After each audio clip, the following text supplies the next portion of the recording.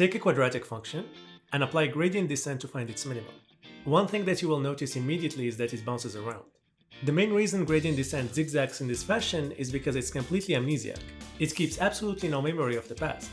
If the negative gradient points to the left, it goes to the left. And if at the next iteration it points to the right, then it goes to the right. This effect is even more pronounced if the graph of the function is flat in one direction and narrow in the other. We can actually make things more precise. The ratio between the length of the longest and shortest principal axes of this ellipse, squared, is called the condition number and is traditionally denoted by kappa. The closest kappa is to 1, the nicer the function is and the faster it is to get to the minimizer. This intuition can be formalized. It can be shown that in order to get to within epsilon of the minimizer, we need kappa times log 1 over epsilon iterations.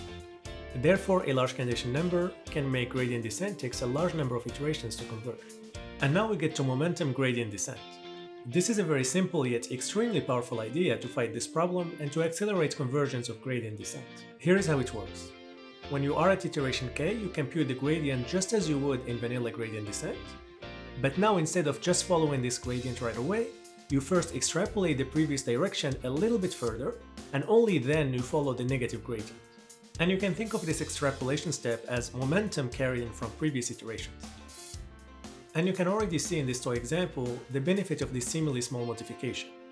Formally, we can show that with momentum gradient descent, we only need square root kappa times log 1 over epsilon iterations. So the time saving can be huge if kappa is large. Momentum gradient descent is actually useful well beyond quadratic functions.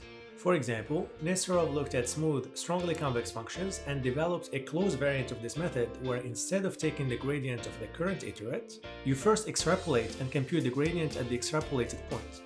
He showed that this method that now takes his name is faster than any other algorithm that relies solely on computing the gradient. Of course, most functions that you want to optimize in real life are not convex, let alone quadratic.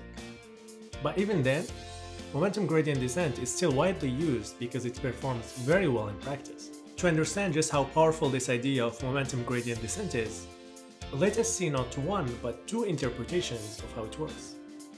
The first interpretation is quite simple. When you unpack this recursive formula, you realize that momentum gradient descent keeps an exponential moving average of past gradients. The second interpretation is even more beautiful.